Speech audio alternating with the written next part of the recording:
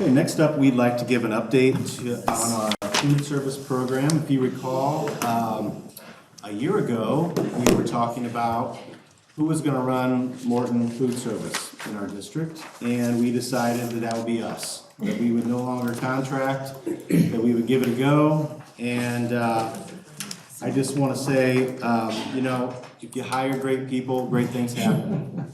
And so with us tonight is Crystal Lonis and Courtney Ball, our director and assistant director. So they're here to, as part of the presentation tonight. A lot of work went into what you're going to see tonight and getting this off the ground, staffing, and many other details that I can't even begin to know.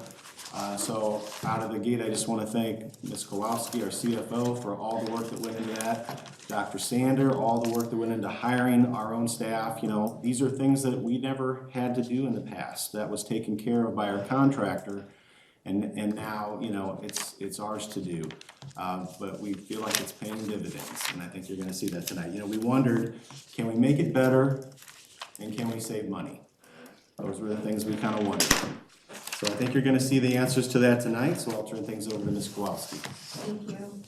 Yes, you know, when I first started thinking of this a year and a half ago or whenever it was a very scary thought. And it's like something that this district hadn't seen in 30 years or more, bringing everything in-house. But I will say, as Dr. Smock mentioned, hiring the right people is definitely key. And that was one of the biggest advice that I got from ISB when I started looking into this.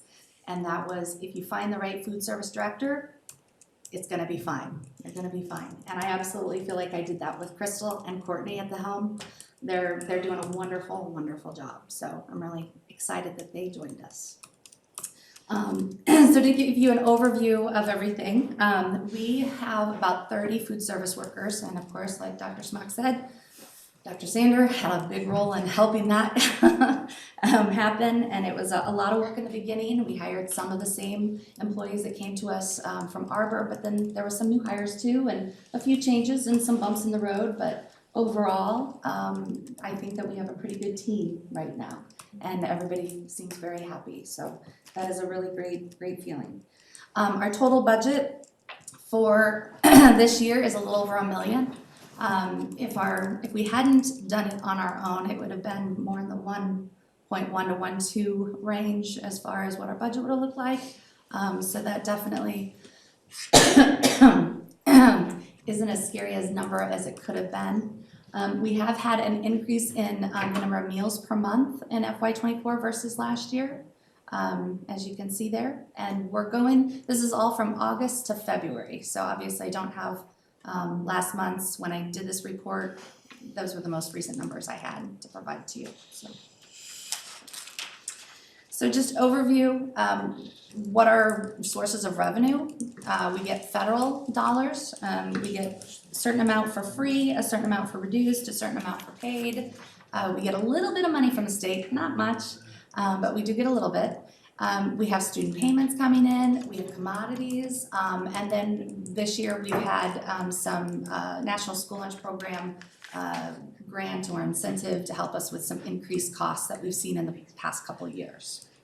As far as expenditures, we have 4 categories, really, is what it comes down to: salaries, benefits, food, and equipment. And just to give you an idea, because I thought maybe somebody might ask, salaries accounts for about 42% of our budget. And food is about 48%. And then the remaining 10% or so is the benefits. Oh, I'm sorry, actually there's one more that I didn't list on here, I apologize, repairs and maintenance, but obviously that's a minimal number. That's only 1.6% of our budget, so kind of where the money goes. So if I take the numbers that we were proposed last year and I put it in and I factored in and what we would have spent in regards to Arbor. The expenditures would have been at the $737,368 to date. Again, this is August through February. This is not for the full year. The revenue would have been $690 with a negative $47,000. Currently, since we have it in-house, it's $666,000 for expenditures, $728,000 for the revenue, which puts us in the positive $62,284. Then you can throw in, and I didn't factor that in above because it applies to both, we would have gotten this, that NSLP money or Supply Chain Assistance Fund money that I mentioned, $85,000. So we are currently positive $147,793 for the year. Now our goal is not to make money. That is what ISB makes very clear. So this is not something that we want to trend and we want to rely on these dollars. We do have some ideas what to do with that, and I'll get to that on another page. We did a student survey because we want to know. The whole point of making this change, or a very large part of it, was to make our students happier and to make them want the food and not dread coming to school and having the school lunch. So I think we've accomplished that. If you look at the ratings that they gave us, you know, some of course said terrible, but that was a very low percentage. For the most part, people were pretty happy with what we're providing, okay? Then you look at the favorites. I know some of the people in this room have had the popcorn chicken or the orange chicken a number of times. A few favorites by us adults as well. And then there's some things that they requested and they got, which is the bottom, fresh fruits and veggies. The first time I went to the junior high and I saw the veggies out there, I was so excited. I thought it looked great. It really did. I mean, red peppers all cut up. I mean, it was just healthy and good and fresh, which was our goal. So they wanted strawberry milk and they've gotten that back. They wanted the packaging at the high school to keep food fresher, and Crystal found a solution for that, and they did that. Recently they had the blue raspberry slushie. It was served for St. Patrick's Day, and Crystal says they loved that. So, and as a bonus, it counts as a fruit reimbursable meal. Yeah. So, I know, but yeah, we'll take it. So that just kind of sums up what that survey told us. So what does that mean? What does the future look like? Like I said, we're not in this to make money. We cannot. That is not our goal.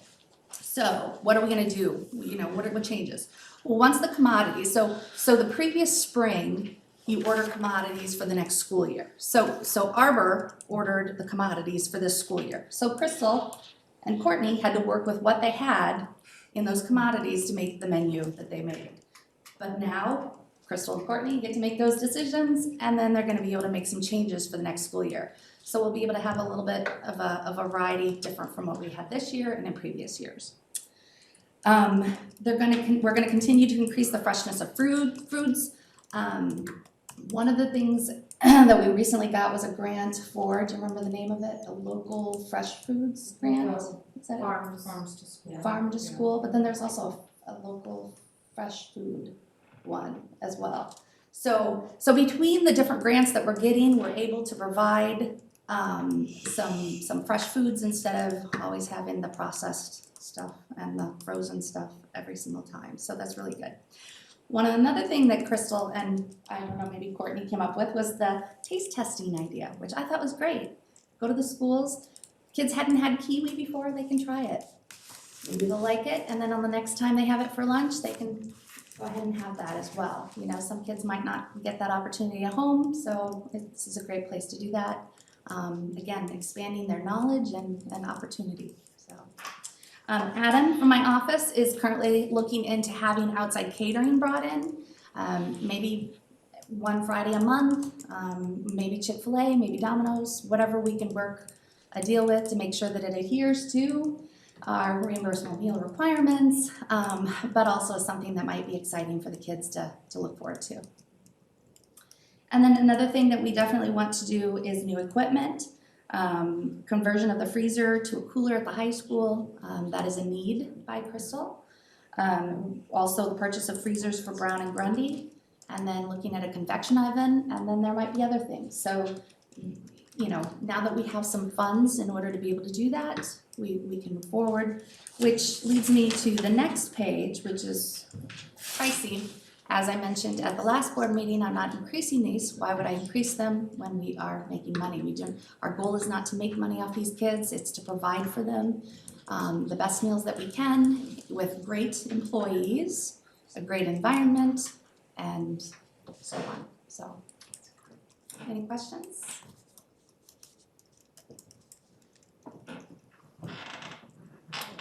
questions? Couple comments. First of all, you should have known Crystal was gonna be fine. She's a Bradley grad after all, right? And then you guys came to this last year, a year ago, and said, we can do it better. And that's a compliment to the admin team that says, we're willing to do more work to improve things for the students of 709. And it's worked out great, so thanks to you guys for your effort and the admin team for saying that, you know what, we're willing to not push the easy button, but go the extra mile to make things better. So that's, I think the board would love to take credit and say it was our idea, but it wasn't. People can review and say it was yours, so thank you.